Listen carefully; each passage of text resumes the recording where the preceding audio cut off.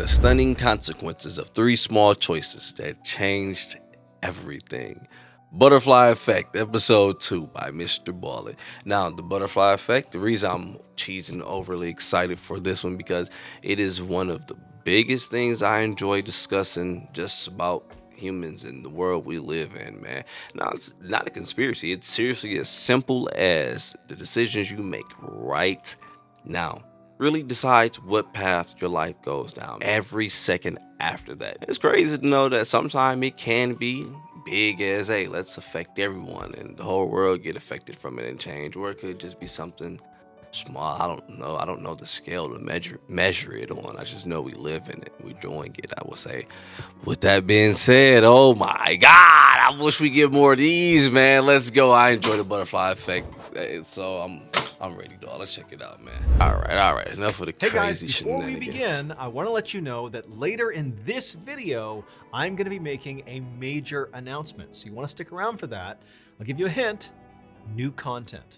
Pretty good, okay? As for today's videos, we're actually going to try something new.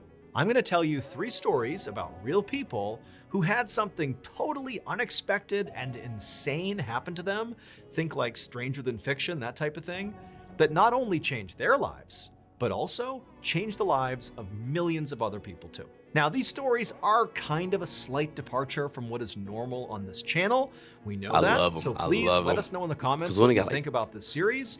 If you enjoy it, Come on, we'll Mr. do more Ballen, of keep them. it But going, before keep we it get into going, those man. stories, if you're a fan of the strange, dark, and mysterious delivered in story format, then you've come to the right place. We only because got that's 2. all we do, and we upload once a week.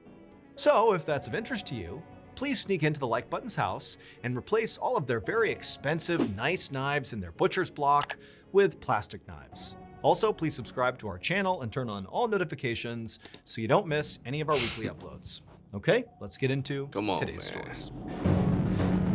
It's not just for this video, man. If you've been watching me for a while, you know this is. I always talk about the butterfly effect. The idea of it is just so beautiful. Money on the line. For what it is, I would say. One late night in the summer of 1974, a 30-year-old man named Fred stood inside of a loud casino in Las Vegas, feeling incredibly nervous. He knew what he was about to do was a horrible idea. In fact, he didn't even know if he had the guts to try it. Fred grabbed a huge wad of cash out of his pocket, and as he looked at boy. it, he thought about the reason he was here. So Fred had actually flown to Las Vegas on a whim after a bad meeting with a group of investors. So Fred had founded this small company 3 years earlier, and he really needed a loan from these investors, but they had said no. Fred had actually already lost over $13 million to this point, and so the investors said, look, like your track record is not good enough, we're not giving you any more money. And this was a huge problem for Fred, because right now, in all of his company accounts, I mean, you he had a lost 13 total of million. $5,000. And at a minimum, he needed to pay his fuel bill for his company, which was $24,000. And that bill was due soon, so he Ugh. didn't have enough money to cover it. And besides the fuel bill, he also didn't have Put a any little money to something on make it. payroll. So basically, Fred did not have any more money. And if he didn't find a way to find more money, he would have to file for bankruptcy, So shut he his about business to bet down, it all, and huh? lay off all of his employees. And so Fred really couldn't think of a worse fate here. He totally believed in this company. I mean, this was his baby. He'd invested all of his inheritance into it. But now it was about to collapse, unless he got really, really lucky. All around him in the casino, Fred could see gamblers hunched over slot machines and over poker I want him tables to and hit. blackjack tables, and some people I feel like I looked know what he about to elated, do. like I mean, because even if he don't do it, he's still about to lose anyway, because he ain't got enough of everything. all around him in the casino, So, I Fred could see mean- gamblers hunched over slot machines and over poker tables and blackjack tables, and some people looked elated, like they were having the time of their lives. And many other people looked like they were maybe having the worst time of their lives and were on the brink of tears. Fred didn't know if he'd be celebrating or sobbing by the end of this night. All he knew is he was out of Damn, options here. here's one of He could them. either do nothing and just kind of accept his fate, that his business was doomed and would have to be shut down, or he could do what he was doing tonight, which was to basically take what little cash he had and put it on a game of chance, basically gamble the money he had in hopes of winning enough money to keep his business going a little bit longer. And so after taking a calming breath, Fred began walking over to a blackjack table because someone had told him that of all the games he could play in the Las Vegas yeah, casino, she's just going against the the dealer. game with the best odds Blackjack my game, but sometimes if you feeling a little Nah, damn. I want him to hit too, A man. blackjack table because someone had told him I mean, that we of know all what the he about to games you do. could play in the Las Vegas casino, the game with the best odds was blackjack. Fred chose a table with an open Is that seat. true? With the He most exchanged all his best cash odds, for I say? chips while he say. prayed that he was making the right choice here. And then Fred began to play. For the first few hands, Fred was pretty cautious, only placing small bets. But he won all those small bets, and it kind of you emboldened win him. them So he mugs. began placing larger bets, and he began winning those bets too. And in fact, it got to the point where he was winning so consistently that a crowd of strangers had formed behind the table just to watch Fred. But Fred wasn't even aware of the crowd behind him. He was so focused on every single hand. I mean, for him, this was like his life he was gambling with. And eventually, he got to a place where he had like a mountain of chips in front of him, and he was gambling huge sums of it all at once. And then eventually, when he had this big mountain of chips in front of him, Fred decided this was it. He was going to double down. Yo, wait, how much we at? How much all we these at? chips out, and he waits, and eventually the dealer flips over their cards, and as soon as they did, the crowd around Fred, who he hadn't even noticed to this point, erupted in Hit that motherfucker! Fred had just won. And when the dealer pushed all the chips back over to him, and he got to count how much Come on, money Fred, he you had, done. he realized he had started with $5,000, but now had $27,000. I mean, He that's gambled and won. $27,000 was just enough to pay that fuel bill and keep his it company is all he running a need, little bit though. longer. So basically, exactly. Let me go back. I thought he was up like dog shit. Bet that, Fred, bet that bitch one more time.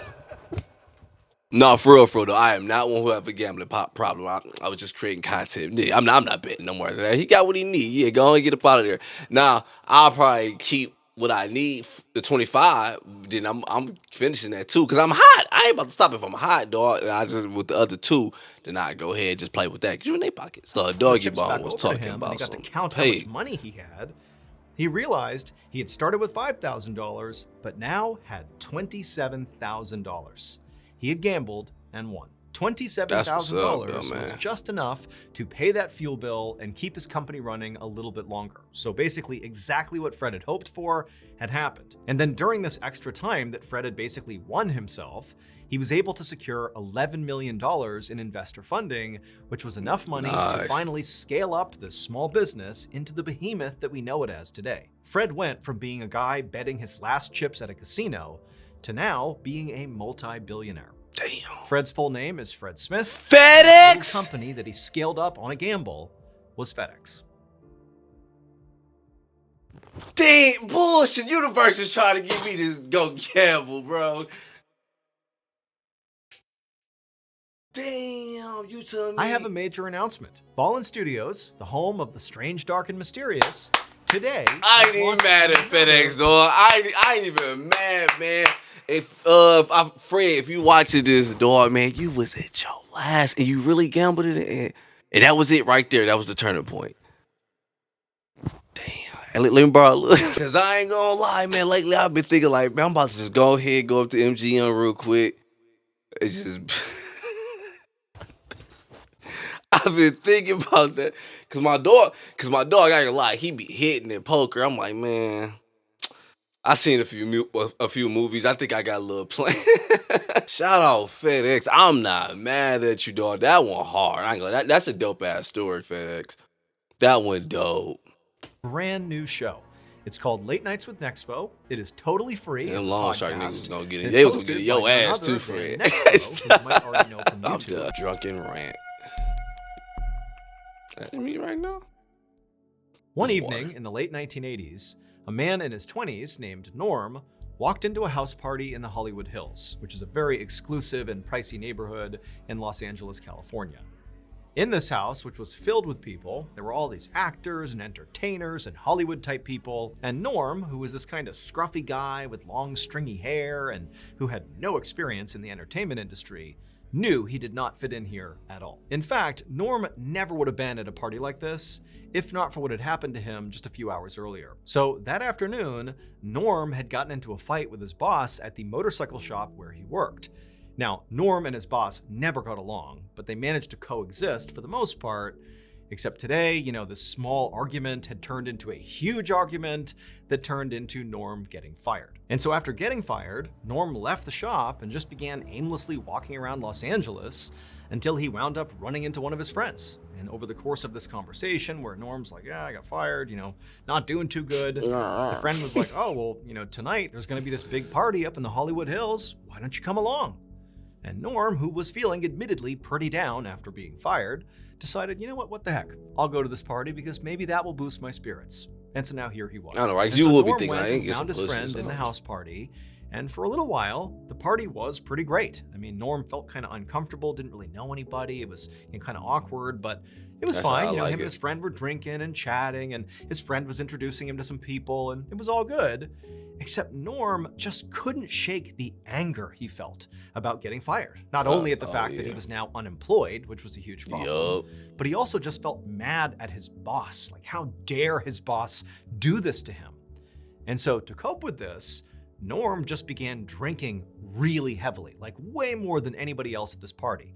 And before long, Norm was completely plastered drunk. But it would turn out getting totally he don't smashed need to be drunk, though, did for not real. calm Norm down. Yeah, he already In fact, if pissed, anything- right? Don't get me wrong. I get taking your boy out to have a good time to take his mind off some ish, but you gotta know how to do it. Like someone who just lost their damn job for hating their damn boss because they had this damn effed up ass relationship. Yeah, no, there's a lot of hate built up right now. You don't want to get this person drunk, especially in a house full of people. Hell no. Did not Come on, calm Norm. Don't do down. nothing stupid. In fact, dog. if anything, it only made him more blind with rage about what had happened to him. And so Get rich. naturally what he did is he departs his friend and pushes through the crowd of people, and he goes up to the second floor where there was this balcony that overlooked where basically everybody in the house was.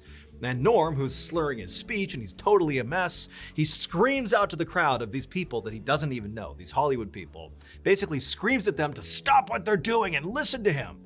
And everyone did. They turned around Who the and looked fuck up is at this this. nigga? What's going on here? And Norm just begins delivering this totally angry rant Yeah, that I'll kind of leave. didn't even make any sense. I mean, he's drunk, but he's basically ranting about how mad he is and this horrible injustice that's been done to him, and just on and on. He's just pouring out all of his emotions, and everybody's just kind of looking at him like, what is going on here? It was like a train wreck, They couldn't look away. Eventually, Norman finished up his big, rambling, humiliating speech, and he stepped away from the railing, and everybody down below who, had been wrapped to this point, but now was kind of like, whatever. They went back to the party, and Norm just stood up there kind of taking in the scene, and suddenly he felt a tap on his shoulder. And he turned around, and he saw there was this person he didn't recognize, and this person says to Norm, "Hey, have you ever considered acting in a play?" It would turn out that person was a Hollywood producer, and they were putting on a you play are in at a LA. Hollywood And party. they really liked Norm's look, the whole kind of scruffy vibe, but even more as they watched him deliver that totally angry, drunken rant that he managed to get all these people to listen to, that it was obvious he had natural charisma and he could command an audience. Man, that is crazy because Payne does deliver so much magic, dog. But the person who delivered it to us, whenever they tell the stories about that time and that era, man, R&B artists, for example, I'm gonna just use at this point, like, yo, when you look at their best work, it's like, yeah, it was a time they went through, and it's like, don't want to go through it again, but as fans, we're like, yeah, we like it though. I mean, as we just witnessed it, we love it. This is beautiful. Can you do it again? All right, but back Watched him to deliver the that totally video for what it's angry, about, though. drunken But yeah, rant man, that he it's managed to get all wild, these dude. people to listen to, that it was obvious he had natural charisma and he could command an audience even when the audience had no idea what he was talking it about. was And so ultimately, this producer literally offered Norm an acting job, and Norm, who really didn't have aspirations to be an actor, Oh, but now darling. needed a job because he had just been fired that day, he's unemployed. He agreed. He said, "Okay, I'll act in your play." And so Norman would act in this play, and he would do such a good job, despite the fact that he totally was not an actor. He literally was a drunk guy at a party who randomly got recognized by some producer. He's a Medea, But regardless, he acts in this play, and he is such a natural and does such a good job that he gets noticed by other Hollywood producers I and forgot what casting years. directors. And before long, he lands his starring role in the mega hit TV show, The Walking Dead. Norm's full name is Norman Reedus. It's so crazy how your life can go to so much shit. One man's trash, and it just bounce up to gold, dog. Man, that is so wild to me.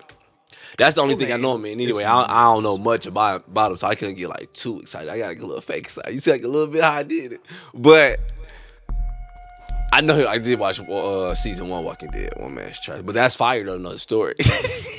One evening in the late winter of 1973, a 23-year-old mother named Tabby put her 8-month-old son and 2-year-old daughter down for their naps inside of their double-wide trailer, which was parked in a small town in New England.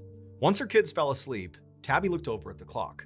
She was waiting for her husband to get home from his job as a high school teacher, and he was running late. Tabby wondered, what could be holding up her husband, and she certainly hoped he was okay, but she couldn't just call the high school to ask how he was doing because they didn't own a landline phone.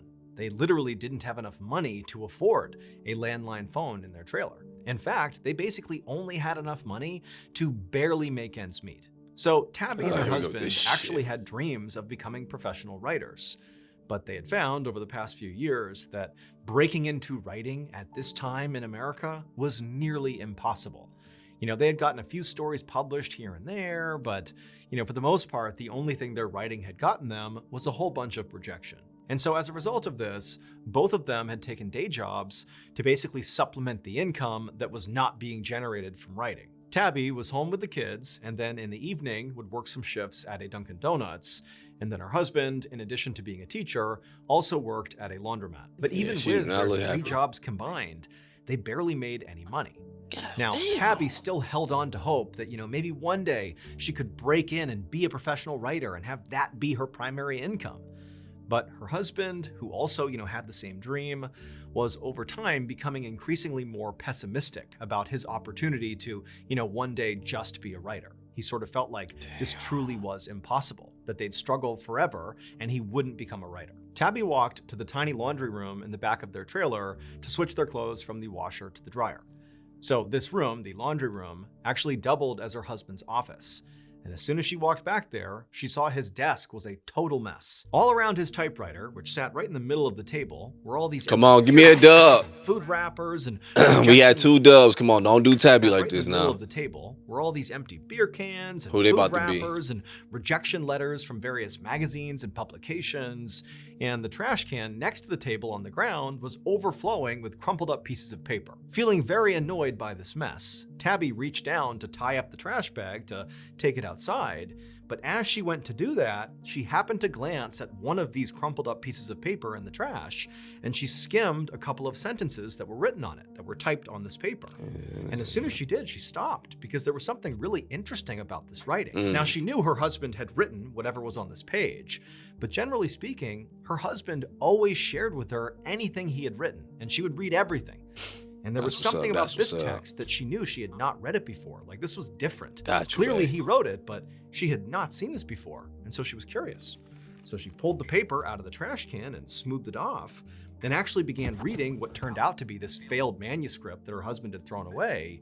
And she couldn't believe how good it was. And so it dawned on Tabby that clearly her husband had been working on this in secret, which made her wonder, like, one, why are you doing that? Why are you hiding this particular thing from me? That's gonna be that one, huh? You let me read everything I don't know else. what's gonna let it finish playing out because, and they always say this is where it feels like it seemed to be going so far is what you think is trash. Oh, one man's trash is, yeah, I think it is about to be what I'm thinking, whatever. Because the ones you would think that's bullshit, you don't put out, or like, F that, I ain't worried about that one. Then you put it out, and it's like, boom, that be the one that bang. You do not understand. You're like, yo, I almost didn't put that out. I hated that. I think about that so many times when I trash videos I don't put out. But I'm like, F it, dog. But lately I have not been doing it. I was like, I'm about to stop doing that. If it's boo-boo, it's boo-boo. But it's like, yeah, like, oh, this might be about that. My back out overexcited, y'all, man.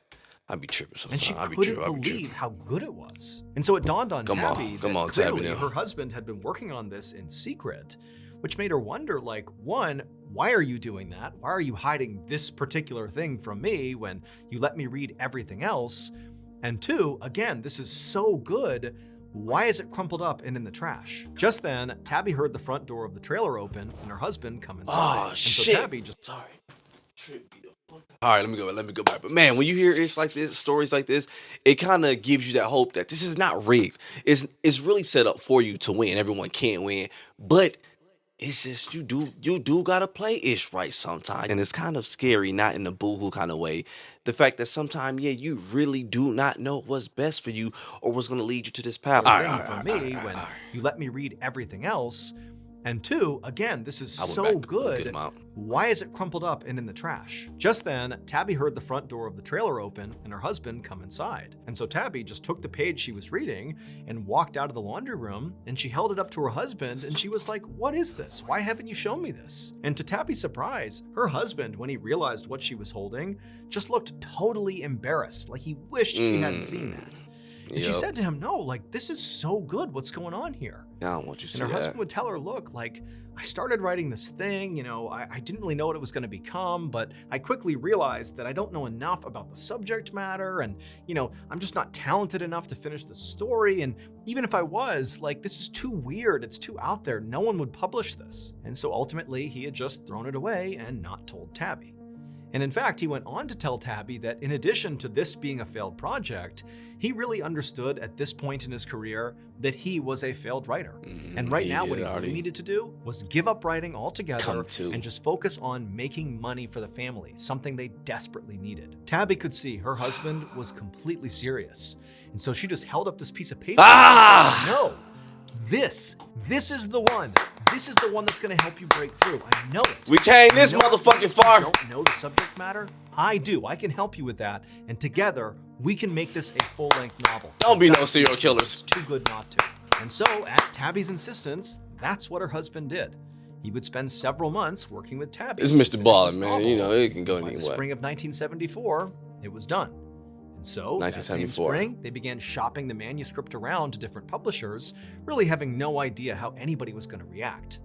But they were both totally blown away when one of the major publishers, they Star sent Wars, this thing Star to, Trek, came back and said, "Not only will we absolutely print this book, but we'll also give you a $400,000 advance," which in today's money is $2.5 Hell yeah, million. boy. It was 1970. Massive, massive book deal by any standard. And so the young couple was totally thrilled. They took the book deal. Told the you book we was got gonna win. published, and with the money they got, they were able to move out of their double-wide trailer, and they were able to purchase because they a was in landline that telephone. trailer. And got a That was only phone. the beginning. Hello. Tabby's decision to pull that crumpled up piece of paper out of the trash can, Man, and force yup. her husband to turn 'Cause it he into was a novel, trash that. would prove to be a good one, because her husband would go on to become arguably one of the most famous writers in the world. Steve. That story, the Tabby saved from the trash can, would go on to become the Ah! iconic novel Carrie. Tabby's husband was none other than Stephen King. Shout out Tabby for making Stephen King. And now, from Ballen Studios. Ah, my bad. That scream was so genuine, man. You do not know how much I love fucking put it in there. Carrie, dog. Love it, man.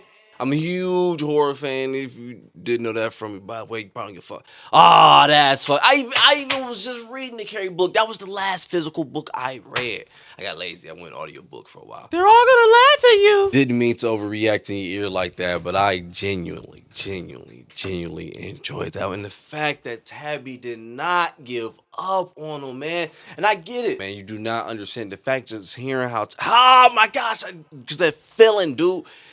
If you're a creator of anything, you definitely understand it.